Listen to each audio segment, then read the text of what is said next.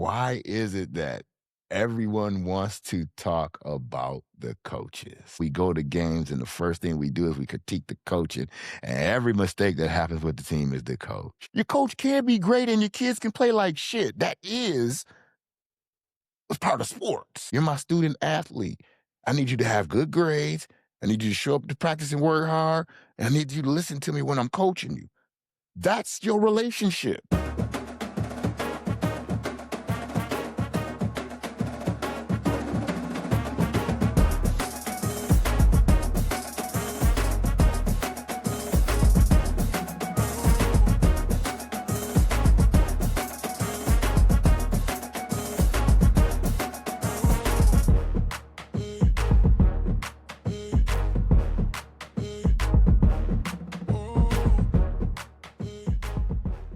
Welcome to another interesting day of Coach Rodo's podcast, Winning Regardless. You know, the basketball games, the high school basketball games have started. And I love this time of year because, you get a lot of characters out, people that you ain't seen in a while. They come to the games, especially if you're high school and your area is pretty good. Like ours is ranked, in our area, is ranked number 2 in the state. And they've had a couple games here recently. The thing that kills me because I wasn't in town, so I didn't get to go to the first game. So I was getting a lot of texts from people. The thing that cracks me up is, why is it that everyone wants to talk about the coaches? Why is it that, you know, anything that the kids do wrong, they blame the coach? I was getting texts from people, there ain't no half court offense. Well, maybe there is a half court offense, but the first option is to always run because you have that type of an athletic squad like we happen to have. And when they get in a half court set, they don't look like they know what they're doing. But that's not coaching. The first thing that people want to do is they want to blame coaching. No, execution is coaching. When you're in a half court set, you lobbing passes, that ain't the freaking coach. If you're not setting the screen, that ain't the coach. That's not execution. Those things are effort. The things that these people were texting me about, blaming the coach, is all effort on the players. Is not the execution. Making free throws, that is not a coaching issue. It's crazy how when things go wrong, or when the expectations that you as parent and spectators have on the team doesn't go according during the game, we all want to turn to the coach. And it's usually some underlying issue that people have with the coach. It's some, usually either he he messed with your girlfriend, or he cut somebody that you didn't want, one of your people, or when your kid was there he didn't play him enough, or there's always some underlying. But I hate when we go to games and the first thing we do is we critique the coaching, and every mistake that happens with the team is the coach. I'm here to tell y'all, as a coach, as an official, and as a player, it's not. I mean, I look at my high school coach was Paul Cook, and my boys in there tell you about Coach Cook. Coach Cook, really, he didn't play. You late to practice the first time. You'd run or whatever, or do your push-ups and this, that, and the third. The second time, he tell you to turn in your uniform, pretty much, because you weren't committed. I look at the coaches around here in our area, and I applaud them because we live in a tough area. We live in a very critical area. I mean, people criticize you for the way you chew your gum if you're a coach, So I applaud the coaches that we have around here. And the thing that I try to tell people is, not just anybody can coach our high school team. Not just talking about Kalamazoo Central. Not just anybody can coach Kalamazoo Central, because Kalamazoo Central is the city of Kalamazoo is so entrenched with blood, family everywhere. And when I say family, I'm talking about cousins, brothers, sisters, like all throughout the school. Two kids will fight, the parents will come up, and then them motherfuckers never even knew they was cousins. And the parents will whoop their behinds right there on the spot. That's how Kalamazoo is. They didn't even know they was cousins, and they fighting each other. The parents, man, what is you doing fighting your cousin? Oh, that's my cousin? Yeah, now you got to fight me because your family don't fight family. I mean, I've actually witnessed these types of interactions in my community.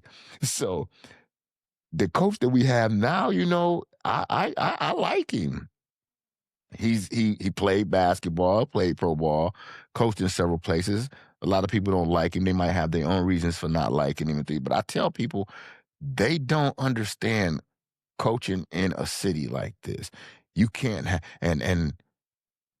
my mentor who passed away, Steve Dunning, everybody, because this dude was great.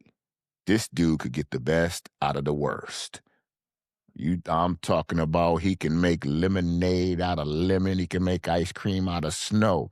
This man was bad. He can make mud taste good. He was a hell of a coach. He wouldn't even do it because he's from here. He understood that because to be from here and the coach, now you doing a lot of favors. You have to do a lot of favors because it's not like when Coach Jackson was here who would tell you, I don't care who your mama and your daddy is, go tell your daddy, tell him to come on down here and I'll whoop his ass too. You can't tell kids that. Coach Gardner, who would say the same thing. Man, man, who the hell is your daddy? Man, I coached your daddy. Oh, you think, man, get out of here. So you can't bring in coaches like that in our area. So the coach that we have now is perfect in the sense of, to me, he has that demeanor to where he really doesn't pay attention to what you say about him because he's that confident in the type of person that he is. Because the boy could ball. Anybody who know Ramsey could go. So the thing about him that I love with his coaching style is I know he hears it. I know he hears people wanting to get him out of here. And I'm like to people, who are you going to get to replace him? Oh, there's plenty of people that want this job. This blah, blah, blah. First of all, that job, we already had a great coach here. Motherfucker went to 3 state championships, won 2 in 4 years. Couldn't pay him. He went to schools that could pay him. Now he's at a school that put him in the school on top of paying him. And when I say pay him, I don't mean the little $6,000-$7,000 that the varsity coaches get.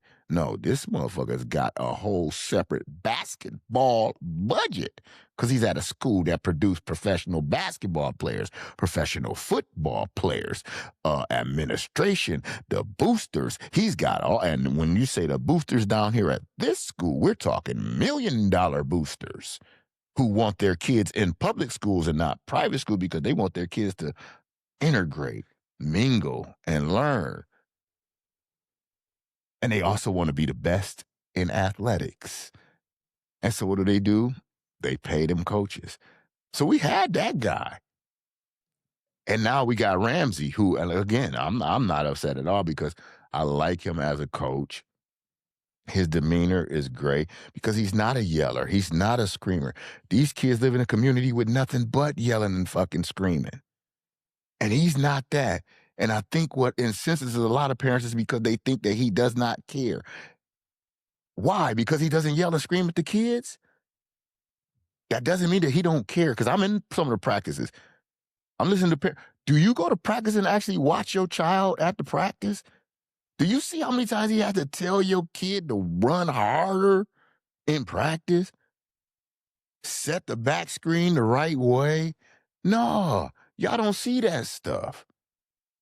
But the first thing we want to do is we want to blame him and you know, say that the kids aren't being coached right when we think something should go. Maybe it's just a sloppy freaking game. There are games. Look at the Philadelphia Eagles and the San Diego Charger game last night. I didn't even know who won because I went to bed. 6 turnovers and 7 sacks. These are professionals. Sloppy damn game with 2 great coaches. Your coach can be great and your kids can play like shit. That is part of sports. But in my community over here in our area, sometimes they don't want to accept that. And by no means am I knocking the parents in our area because they're great. They support the hell out of their kids. And I love that. They'll come together for the kids. It's a great community. It's just the way that they are about, coaches like Ramsey because it's not what they're used to. He's not what they're used to seeing. And he's been here a minute, and I think he's done a great job. We're in Michigan, believe it or not, it's a basketball mecca, and everyone is upset that he's had this player and that player and hasn't won a state championship. You say player, haven't heard plural. He had Isaiah Livers. He has some good players around him. But not when you go to the east side of the state, when they got 2 Isaiah Livers plus a couple of role players around them on each one of those high school teams. Granted, they may not have gone as far as him because of different circumstances, but you got to remember, Isaiah played in Xavier Tillman's era. Michigan high school basketball, the Michigan Mustangs, when they played on the Michigan Mustangs, they won the national high school AAU Adidas championship for their age group. State of Michigan. That's how bad our basketball is over here. We got some ballers. And, Ramsey has had, what people say, well, he had Isaiah, he couldn't get out of this. Look at who the hell they ran into. They did everything. This dude, they went as far as we in the basketball community and coaches who know the game as they could go. Them years that Mike Thomas won the state championship, there was 4 or 5 D1 players on that team. For 3 straight years, he had 4 or 5 D1 players and 2 pros. You understand what I'm saying? So when you try to do comparison, it ain't fair. It ain't fair. And what y'all don't understand is Ramsey is doing this shit for like $9,000 and he shares it with his staff, which he's got like 4 or 5 people on his staff. So that's telling you he is not doing it for the money. While y'all are talking about when the first, because that's one of the things that, yeah, you get paid it. Yeah, okay, he takes home $2,500. For 6 months, he takes home $2,500. And this is what y'all judge him off of. We just gotta give that man some grace. We gotta give all of our coaches in those types of shape, in those type of systems, some grace. We have to understand that, they are making your kids better, if nothing else, a better human being. One of my buddies, my good buddies, we was talking about it, and he was like, Rod, man, they don't even invite the coach over to their graduation because they don't have a relationship with them. Shit. I don't know who invited Coach Cook over to their graduation when we graduated high school. Because he was my coach. My friends and family came to my graduation. A basketball coach ain't my friend. He ain't my family. I mean, if he was from Kalamazoo and grew up with all of my family, known all my family, watched me be born, watched me grow up, I would expect him to be there then. He's from Benton Harbor. He didn't know y'all kids when they was little. He didn't know y'all when y'all was little. Why should he be invited to your open house? None of my sons invited their coaches to their open houses either. For what? What kind of relationship am I supposed to have? You're my student athlete. I need you to have good grades. I need you to show up to practice and work hard. And I need you to listen to me when I'm coaching you. That's your relationship. Those three things. If you live in one of those inner cities where, you know, once in a while you got to find another spot to stay the night at, okay, those are some different coaches. Hey man, come on, you got this couch right here, or I got an extra room where you can go down in the basement. I know plenty of coaches that let because that's that environment, but ain't none of our kids in that environment. None of the kids that he coaches is in that environment. So, as far as having a relationship outside of coach, athlete, student, teacher, I'm not. I'm cool with that. I'm cool with him not having relationships with them like that, because now you lose the respect, because they don't look at you as coach and teacher no more. They almost look at you as quasi-friend. And remember when we was kids, what were we always told? A kid, stay in your place as a kid. And what did the grown-ups do to make sure that we stayed in our place as kids? They didn't fraternize. Why would we want our coach to fraternize with our kids? I don't. Because it becomes a different type of a dynamic when that happens. Yeah, you can be cool when y'all see each other, laugh and joke. What's up, coach? Da, da, da, da, da. That's not what I'm talking about. Okay, if you invite him, most coaches that I know, if you invite them, they come over, they drop a card off, then they bust on up. If they go. And that's cool. But I'm cool with a coach not sitting there kicking it, because now all of a sudden I'm at your open house, a parent of a kid. Oh, yeah, this is so-and-so's parent who's going to be trying out next year. Da-da. Now all of a sudden, I met Coach Ramsey. He said that so-and-so is going to be on the team. Da, da, da, and you didn't even say that. But that's what the door opens. It opens up and brings a whole nother can of worms that I understand, coach. These people don't understand that. And we as parents, again, what I always say, we got to do better. We got to respect these guys and these girls. They're volunteers. If they're hurting your children and your children aren't learning, I can understand. But if they're not hurting your child and your child is getting better and they're learning, quit criticizing. Because again, I say to the people around here who say, who the hell else do you want? Who's going to do better around? We have a school over here, another school over here, that is struggling. No matter who the frick coaches that school over there, they ain't been good in 20 years. And they class A, full of brothers, get good men that's good coaches. But it's a whole different dynamic. It's a whole different student population, whole different administrative population. So the dynamic is different. I have a buddy now who is the coach over there now. His name is Rodney Manning. He already he's been an assistant over there for years, so he's known these kids, and he knows he has his work cut out on him. But that man ain't gonna quit on these kids. He ain't quit on these kids in 30 years. And he ain't gonna quit now, and I wish him all the best. But for him to have all the best, we're gonna need you parents to sit up in the stands and shut the hell up while he going through these growing pains.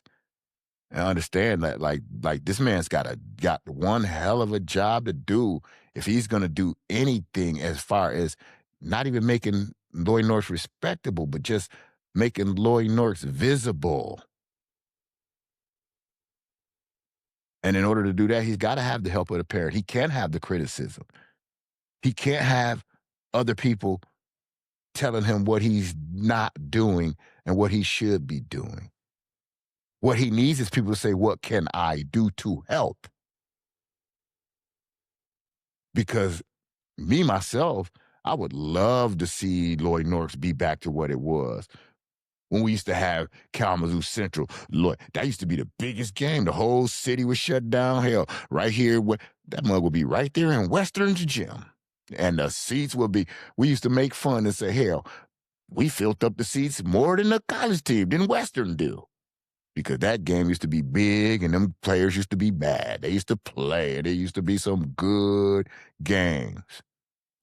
You had some good players on both ends, and they took that game serious. Now it's. I mean, North won one last year, but pretty much the rivalry's a joke because of the players just aren't the same. But the players aren't the same because the programs aren't the same, and the history of the programs aren't the same. But that has nothing to do with the repairing of the program that can be done. And the only way that can be done is for Rodney Manning to have the support from the parents, not the criticism, not the belittling. Because again, it's going to be it's going to be tough. It's going to be a real tough year. He's got to find some things out. Coming from an assistant to from assistant to coach, where now all of a sudden you're not just writing words, you're actually speaking the words. It's a big, big difference. So, I would like to ask, let's cut our coaches some slack. Let's not blame our coaches for everything that we see on the court. Let's understand there's several nuances that's going on that you're not really paying attention to because we're so focused on what we believe should be happening and what a coach should be saying because these things aren't happening, that perhaps he's done saying them. You know what I'm saying? Perhaps I've told you guys enough to where it should be muscle memory.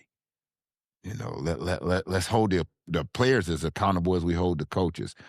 Because again, I don't think that we're going to get much better until we can afford to pay a coach.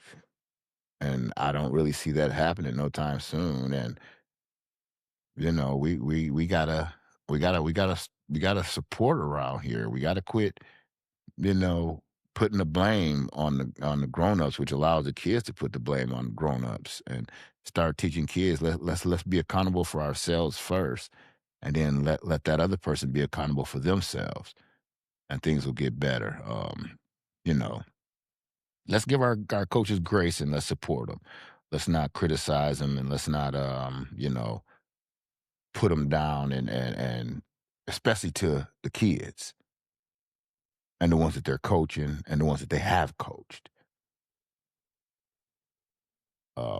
That's pretty much all I want to say about that. So I hope you guys all have a good day. Thank you for tuning in to Coach Rodo's Winning Regardless. And again, coaches are volunteers as well, and they're also teachers and mentors. And let's get back to treat them how they were when we was kids.